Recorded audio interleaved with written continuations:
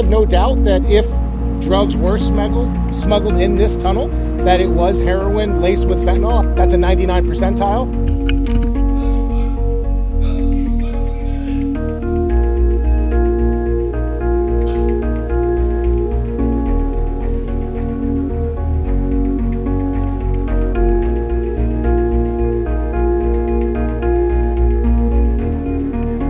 As far as the initial discovery was on the United States side, with a combination of a lot of intelligence gathering and technologies that we're able to use.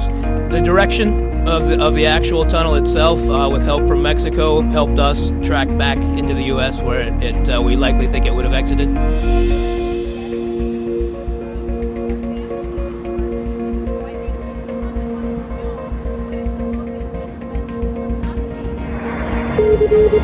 Thank you.